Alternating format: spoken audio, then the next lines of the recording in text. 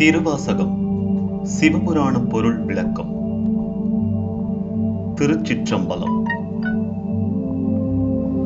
நமச்சிவாய வாழ்க, நாதன்தாள் வாழ்க, இமைப்பொழுதும் என் நெஞ்சில் நீங்காதான் தாழ்வாழ்க, கோகழி ஆண்ட குருமனிதன் தாழ்வாழ்க, ஆகமம் ஆகி நின்று அன்னிப்பான் தாழ்வாழ்க, ஏகன் அநேகன் இறைவனடி வாழ்க. பொருள்: நமச்சிவாய வாழ்க, நாதன் திருவடி வாழ்க. கண்ணிமைக்கும் நேரமும் என் நெஞ்சம் பிரியாதவனுடைய திருவடி வாழ்க. திருவாவடுதுறை ஆண்டருளும் குருவாகிய மாணிக்கத்தின் திருவடி வாழ்க. தானே ஆகமமாகி நின்று நமக்கு அருகில் வருபவனுடைய திருவடி வாழ்க. ஒருவனாகியும் பலவுரு கொண்டும் இருக்கும் இறைவனின் திருவடி வாழ்க என்பதே இதன் பொருள். குறிப்பு: மாணிக்கவாசகர் தம்முடைய திருவாசகத்தின் முதல் ஒலியாக நமச்சிவாய என்ற திரு ஐந்தெழுத்தை சொன்னது மிகவும் இனியது.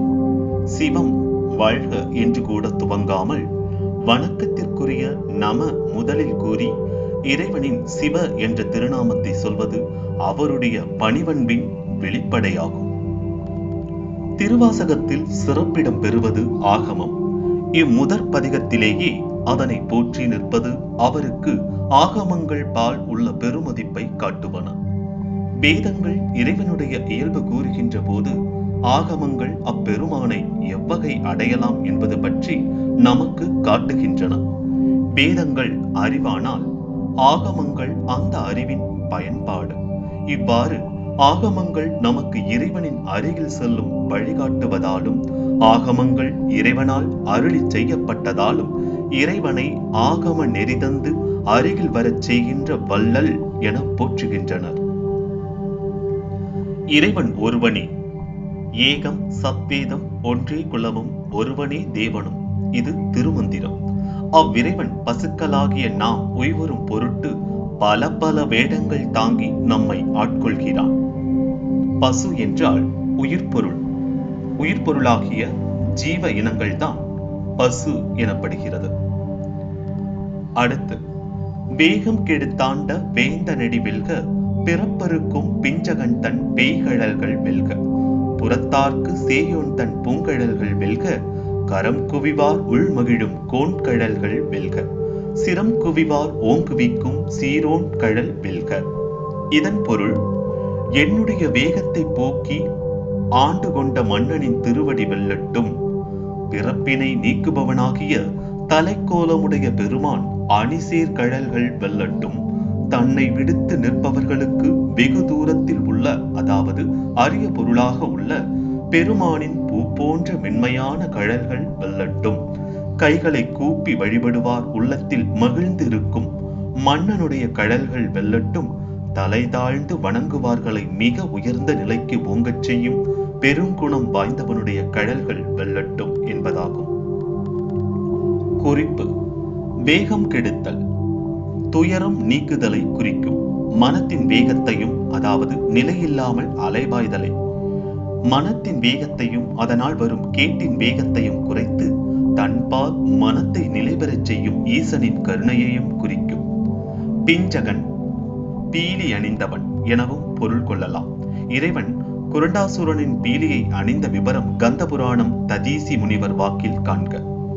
சேயோன் சேமையில் இருப்பவன், அதாவது தூரத்தில் இருப்பவன் என்று பொருள். அடுத்து, ஈசனடி போற்றி, எந்தையடி போற்றி, தேசனடி போற்றி, சிவன் சேவடி போற்றி, நேயத்தே நின்ற நிமலனடி போற்றி, மாய பிறப்பருக்கும் மன்னனடி போற்றி, சீரார் பெருந்துரை நம் தேவனடி போற்றி.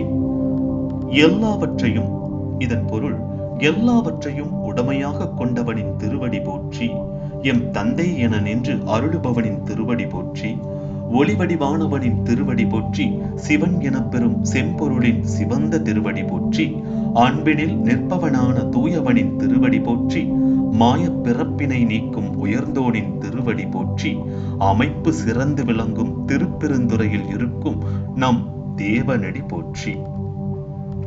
குறிப்பு: தேசு என்றால் ஒளி என்று பொருள், வெளிச்சம் என்று பொருள். ஆராத இன்பம் அருளுமலை போற்றி.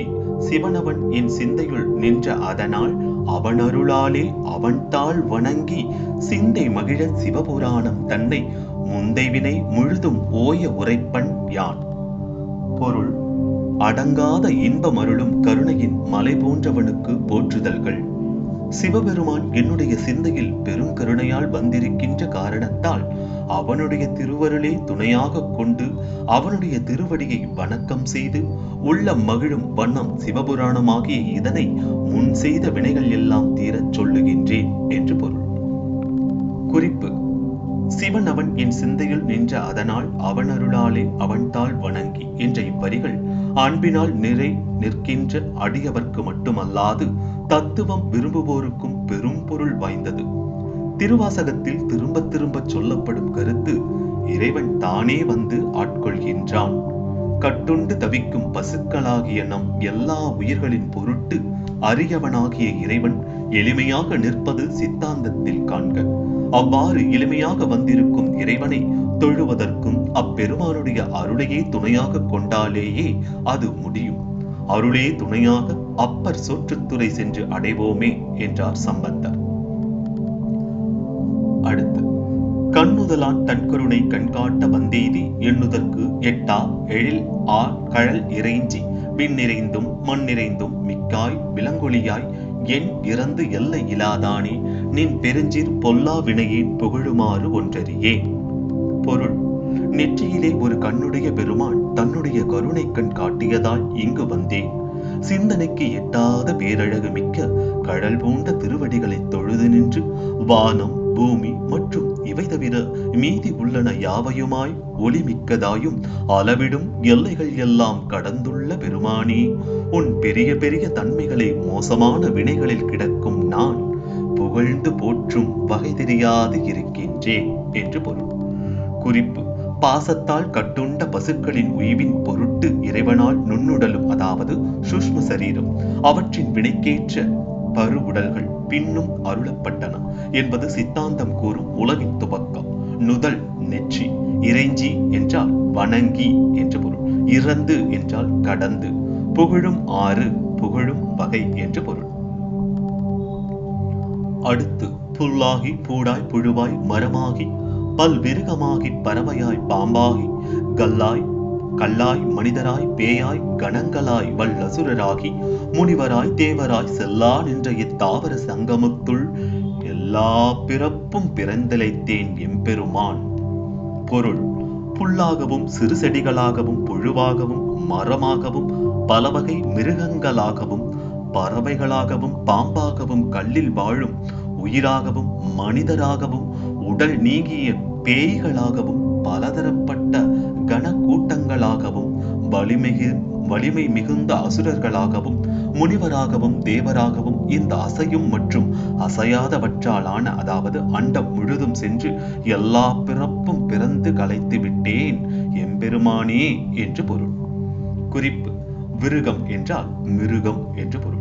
தாவர சங்கமம் என்றால் ஸ்தாவர ஜங்கமம் அதாவது சராசரம். அடுத்து: மெய்யே உன் பொன்னடிகள் கண்டு இன்றி வீடுற்றேன் உய்ய என் உள்ளத்துள் ஓங்காரமாய் நின்ற மெய்யா விமலா விடைப்பாகா வேதங்கள் ஐயா என ஓங்கி ஆழ்ந்து அகன்ற நுண்ணியனே. பொருள்: உன்னுடைய தங்கத் திருவடிகளை கண்டு இன்று உண்மையாகவே வீடு பேரடைந்தேன். நான் உய்யும் பொருட்டு எனது உள்ளத்துள் ஓம் எனும் ஒளியாய் எழுந்த உண்மை பொருளே, காலையை ஓட்டி வருபவனே, வேதங்கள் ஐயா என பெரிதும் வியந்து கூறி ஆழமாகவும் பல பல தன்மைகளை பெருகி ஆராய்ந்தும் காண முயலுகின்ற மிகச்சிறிய பொருளுமாக இருப்பவனே என்று பொருள். குறிப்பு: இறைவனுடைய பெருமையை அறிந்து அவருடைய திருநாமங்களில் மூழ்கி இருப்போருக்கு இங்கேயே வீடு பேறு என்று வேதம் கூறுகிறது.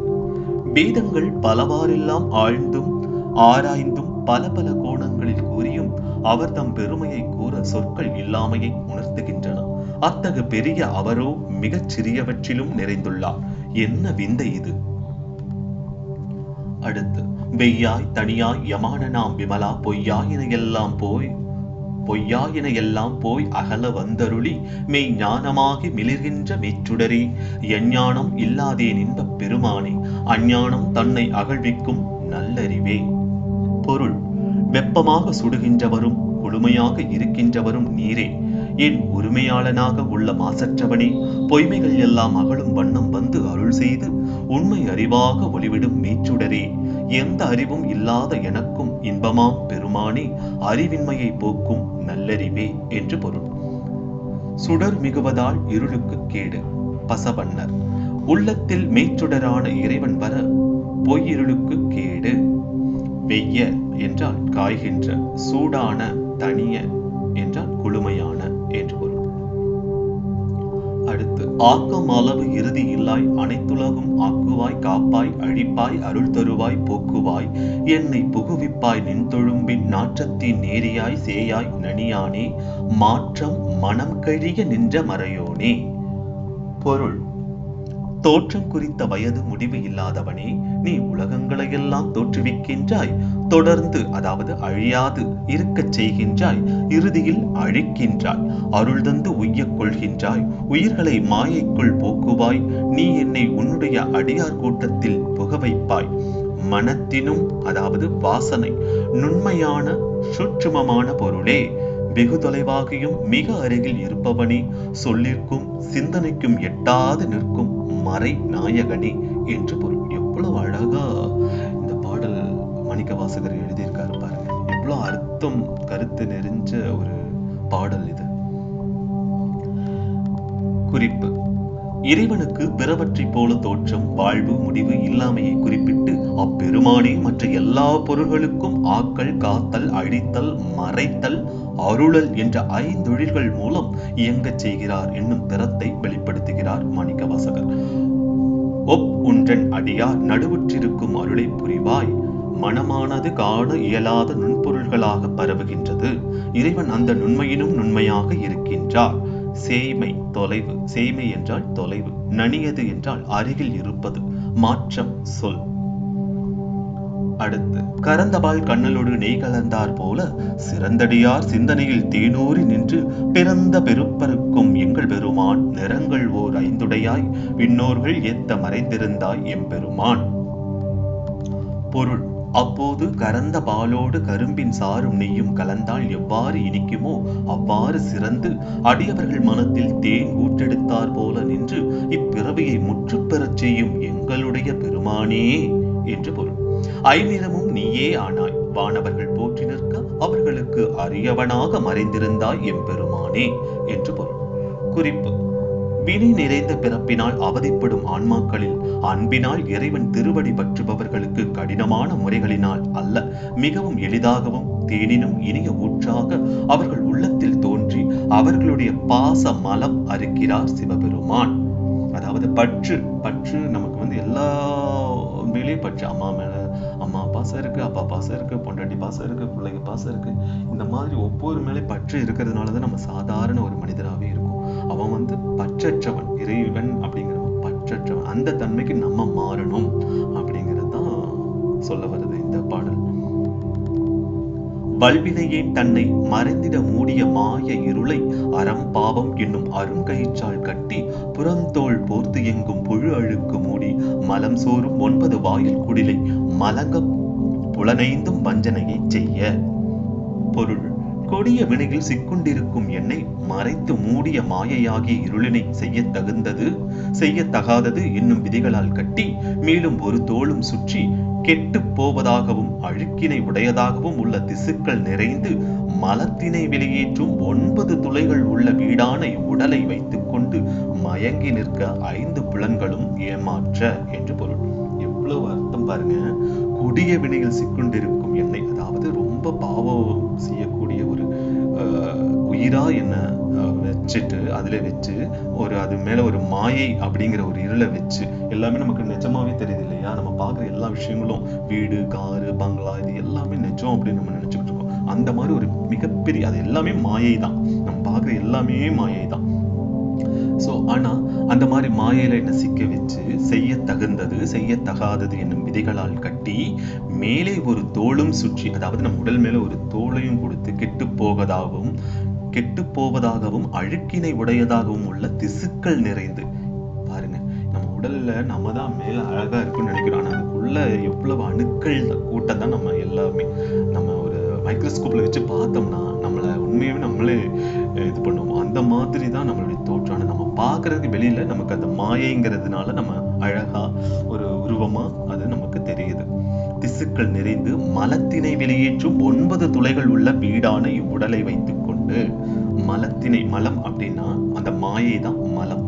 அதாவது நமக்கு இருக்கு அப்படின்னு நினைக்கிறோம் இல்லைங்களா, அது எதுவுமே கிடையாது. இருக்குங்கிறது இல்லை. இங்க இல்லைங்கிறது தான் இருந்துகிட்டு நடத்திக்கிட்டும் வழி நடத்திக்கிட்டும் இருக்கு. அந்த மலம் அப்படிங்கிற அந்த மாயைய நமக்குள்ள வச்சு 9 துளைகள் உள்ள வீடான இந்த 9 சக்கரங்கள், உடல்ல இருக்கிற 9 சக்கரங்கள் உள்ள வீடா இருக்கிற இந்த உடலை வைத்துக்கொண்டு மயங்கி நிற்க, இந்த உடலை வச்சு நான் அந்த மாயையில சிக்கி மயங்கி நிற்க 5 புலன்களும் ஏமாற்ற, கண், வாய், காது, செவி, இது போன்ற 5 மூலமா நம்முடைய நம்ம அந்த 5 மூலமா நாம பிற பொருட்களை தொடர்பு கொள்றதுனால இறைவனை நம்மளால காண முடியல. அதனால அந்த 5 புலன்களும் நம்மளை ஏமாற்ற அப்படின்னு அர்த்தம். குறிப்பு: உடலின் கட்டுமானம் விவரிக்கப்படுகிறது. இந்த வரிகள் பாத்தீங்கன்னா உடலுடைய கட்டுமானத்தை விவரிக்கக்கூடிய ஒரு வரிகளா இருக்கு. அடுத்து: விலங்கு மனத்தால் விமலா உனக்கு கலந்த அன்பாகி கசிந்து உள்ளுருகும் நலம்தான் இல்லாத சிறியேற்கு நல்கி நிலம் தன்மேல் வந்தருளி நீள்கடல்கள் காட்டி ஞாயிற்கடையாய் கிடந்த அடியேற்கு தாயிற் சிறந்த தயாவான தத்துவனே. பொருள்: ஒருமைப்படாமல் சிதறுகின்ற சிந்தனைகளை உடைய மனத்தால் மாசில்லாதவனே, உன்னிடம் கலந்து நிற்கின்ற அன்பு நிறைந்து அந்நிறைவால் கசிந்தும் உள்ளம் உருகி நிற்கின்ற நல்ல தன்மை இல்லாத சிறுமையுடையவனாகிய எனக்கும் அருள் செய்து இந்த உலகில் உணரத்தக்க வண்ணம் கருணையால் வந்து உன்னுடைய நீண்டு அழகிய கழல் அணிந்த திருவடிகள் காட்டி நாயினும் கேவலமான நிலையில் கிடந்த அடியேனுக்கு பெற்ற தாயினும் அதிகமான அன்பு உடையவனான தத்துவ பொருளே என்று பொருள். எவ்வளவு ஒரு அற்புதமான வரிகள் பாருங்க. எவ்வளவு கருத்து நிறைஞ்ச ஒரு கருத்து செறிந்த ஒரு வரிகள். குறிப்பு: கேவலமான நிலையில் நாம் இருப்பினும் இறைவன் திருவருள் நம்முடைய இழிவு கண்டு புறம் தள்ளாது. அதாவது ரொம்ப ரொம்ப அருவருக்கத்தக்க கேவலமான ஒரு நிலைமையில் தான் நம்ம இருக்கோம். அப்படி இருந்தும் இறைவனுடைய திருவருள் நம்முடைய இழிவு கண்டு புறம் தள்ளாது. நம்முடைய பார்த்து இவன் இப்படி எல்லாம் பண்றான் அப்படி சொல்லி அதை நம்மள புறம் தள்ளாதான். அந்த அளவுக்கு ஒரு கருணை உள்ள ஒரு இறைவனாகப்பட்டவன் அந்த அளவுக்கு ஒரு கருணை உள்ளவன் அப்படின்னு சொல்றாங்க. இறைத்தன்மைங்கிறது அந்த அளவு கருணை கடலா இருக்காரு அப்படின்னு இந்த வரிகள் சொல்லுது. அளத்தலுக்கு இயலாத கருணையினால் நம்மை ஆண்டு கொண்டருளும் வண்ணம் இங்கு தொழப்படுகின்றது. அடுத்து: மாசற்ற சோதி மலர்ந்த மலச்சுடரே, தேசனே, தேனார் அமுதே, சிவபுரனே, பாசமாம் பற்று அறுத்து பாரிக்கும் மாரியனே, நேச அருள் புரிந்து நெஞ்சில் வஞ்சம் கெட பேராது நின்ற பெருங்கருணை பேராரே. பொருள்: குற்றமற்ற தூய ஒளி மலர்கின்ற மலர் போன்று இனிய சுடரே, ஒளி உருவினனே, தேன் நிறைந்த அமுதமே, சிவபுரத்தை உடையவனே, பாசமாகிய கட்டினை அறுத்து திருவருள் புரியும் அறிவிற் சிறந்தோனே, இனிய அறக்கருணை புரிந்து அதனால் என்னுடைய நெஞ்சில் வஞ்சனை ஒழிய என் உள்ளம் நீங்காது நின்று பெருங்கருணை பெருக்கெடுக்கும் பெரு வெள்ளமே. குறிப்பு: இறைவன் உயிர்கள் பால் அவரவர் தன்மைக்கு ஏற்ப அறக்கருணை மரக்கருணை காட்டி நல்வழிப்படுத்துகிறார். இறைவன் ஒவ்வொரு உயிரும் அது என்னுடைய என்னென்ன தன்மையில இருக்கு, என்னென்ன குணங்களுடைய இருக்கு, அதுக்கு தகுந்த மாதிரியான கருணை, அறக்கருணை மரக்கருணை காட்டி நல்வழிப்படுத்துகிறார் என்கிறார் அப்படின்னு மாணிக்கவாசக பெருமான் சொல்றாரு. சிவபெருமான் தமக்கு அறக்கருணை புரிவதன் மூலமே நெஞ்சில் வஞ்சமெல்லாம் அகல வழிவகை செய்துவிட்ட வகையை போற்றுகின்றார்.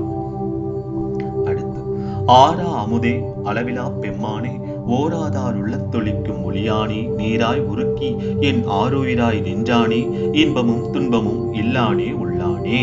பொருள்: தெவிட்டாத அமுதமே, அளவுகள் கடந்து நிற்கின்ற பெருமானே, ஆர்வம் முயற்சி இல்லாதவர் உள்ளத்தில் வெளிப்பாடின்றி மறைந்திருக்கும் ஒளியானே, அதாவது என் உள்ளத்தை நீரென உருகச் செய்து என்னுடைய இன்னுயிராக நிற்பவனே, இன்ப துன்பங்களுக்கு அப்பாற்பட்டவனே, உள் நிற்பவனே என்று பொருள்.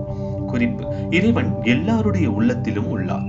எங்கும் நிறைந்தும் அதே நேரத்தில் எல்லாம் கடந்தும் இருப்பதால் அவரை கடவுள் என்கிறோம். ஆயினும் ஆர்வமும் முயற்சியும் உடையவர்கள் சிவபெருமான் திருவருளினால் அவரை உணர்கின்றார்கள். மற்றவர்கள் அலைவரிசை ஒன்றியாத ஒளிப்பெட்டி போல அவர் மிக அருகில் இருந்தும் பேரொளியாக இருந்தும் காண இயலாதவர்களாக உள்ளனர். ஓ பணிந்த பின் கூடிய நெஞ்சத்து கோயிலாக கொள்வானே என்று பொருள். திருமூலர். இறைவனுடைய எண் குணங்களில் ஒன்று வரம்பில் இன்பமுடைமை. அவ்வாறு இருக்க இன்பமும் துன்பமும் இல்லானே என கூறுவது பொருந்துமா என கேட்டால், இறைவனுக்கு பிறவற்றால் எவ்வித இன்பமோ துன்பமோ கிடையாது. செம்பொருளாக உள்ள அது தன்னுடைய வற்றாத இன்பத்தில் தானே என்றும் மகிழ்ந்திருக்கும். பாருங்க, இறைவன் பாத்தீங்கன்னா அவனுக்கு இன்பம் துன்பம் எல்லாத்துக்கும் அப்பாற்பட்ட தன்மையில இருக்கு. அந்த இறைவன் அப்படிங்கிறது, இறைத்தன்மைங்கிறது இன்பம் துன்பம் எல்லாத்துக்கும் அப்பாற்பட்ட ஒரு சக்தியா இருக்கு. அது பாத்தீங்கன்னா தன்னை தானே மகிழ்ந்துக்குமா, தன்னுடைய வற்றாத இன்பத்தில் தானே என்றும் மகிழ்ந்திருக்கும். தன்னைத்தானே அதை சந்தோஷப்படுத்தி தன்னைத்தானே மகிழ்ச்சிப்படுத்தி அதுல எப்பவுமே நிறைவான ஒரு இதுல இருக்குமா அந்த இறைத்தன்மைங்கிறது.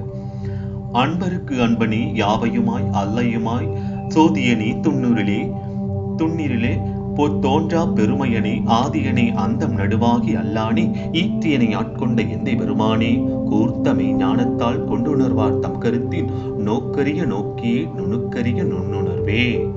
பொருள்: அன்பினால் தன்னை தொழும் அடியார்களுக்கு அன்பே உருவாயவனே, எல்லாமும் தானே ஆகி எதுவும் தானாக இல்லாது இருக்கின்றவனே, சுடருரு கொண்டவனே, அடர்ந்த இருளாகவும் இருப்பவனே, பிறப்பு என்பதே இல்லாத பெருமை உடையவனே, முதலாக இருப்பவனே, இறுதியாகவும் இடைப்பட்ட நிலையாகவும் ஆகி இத்தத்துவங்கள் எல்லாம் கடந்தவனே.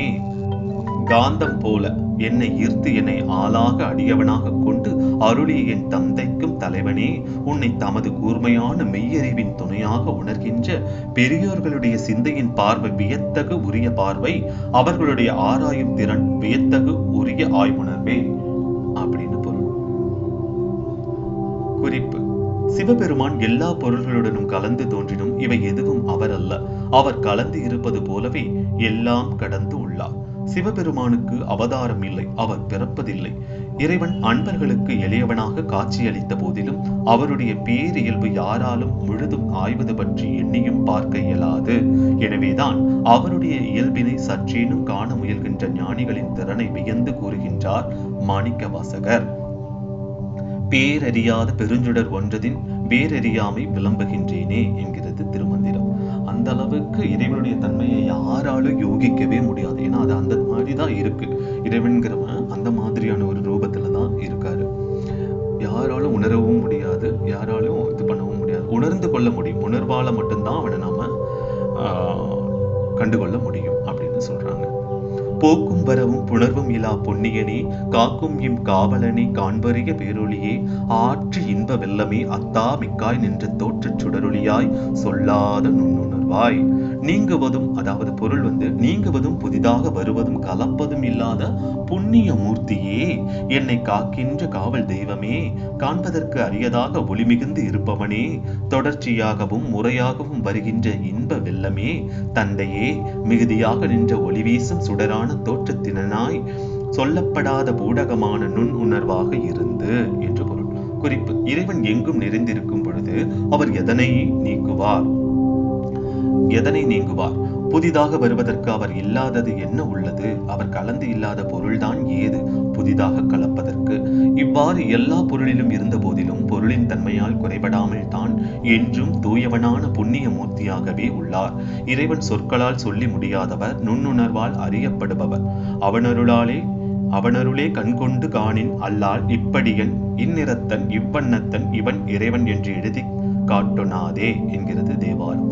பாருங்க, இறைவன் எங்கும் நிறைந்திருக்கான். அவன் எல்லா பொருளாவும் இருக்கான், எல்லா தன்மையாவும் இருக்கான். அவனை நம்ம பொருள் தன்மையால குறைபடாமல் தான் என்றும் தூயவனான புண்ணிய மூர்த்தி. அது அப்பவும் இந்த பொருள் மேல பற்று அப்படிங்கிறது அவனுக்கு கிடையாதான். இறைவன்கிறவன் சொற்களால சொல்லி முடியாதவர், நுண்ணுணர்வால் அறியப்படுபவர். நுண் உணர்வு அப்படிங்கிற அந்த உணர்வு மூலமால மட்டும்தான் அவனை நாம உணர முடியும் அப்படின்னு சொல்றாங்க. அடுத்து மாற்றமாம் வையகத்தின் வெவ்வேறே வந்து அறிவாம் தேற்றனே தேற்றத் தெளிவே என் சிந்தனை உள் ஊற்றான உண்ணார் அமுதே உடையானே வெற்றி விகார விடக்குடம்பின் உள்கிடப்ப ஆற்றேன் எம் ஐயா அரணே ஓ என்று இவ்வுலகில் பல்வேறு விதங்களில் கூறப்பட்டு மெய்யறிவாகும் ஆய்வின் இறுதியில் சாராக தீரும் தேற்றமே. அந்த தேற்றத்தின் பயனான தெளிவே என்னுடைய சிந்தனையினுள் உண்பதற்கு மிகவும் அரியதும் விரும்பத்தக்கதுமான அமுத ஊற்றே, என்னை உடமையாக ஆள்பவனே, பல்வேறு விகாரங்களை உடைய ஊனால் அதாவது சதையால் ஆன இவ்வுடம்பின் உள்ளே கட்டுண்டு கிடக்க இயலவில்லை எம் தலைவா அரணே ஓ என்று பலவாறு. குறிப்பு: ஓ ஏகம் சத் விப்ரா பகூதா வதந்தி அப்படிங்கிறது வேதம். இதனுடைய விளக்கம் குறிப்பு அவ்வளவுதான் கொடுத்திருக்காங்க. அடுத்து போற்றி புகழ்ந்திருந்து பொய்கட்டு மெய்யானார் மீட்டு இங்கு வந்து வினைப்பிறவி சாராமே கள்ள புலக்குரம்பை கட்டழிக்க வல்லானே நள்ளிருளில் நட்டம் பயின்றாடும் நாதனே தில்லையுள் கூத்தனே தென்பாண்டி நாட்டானே.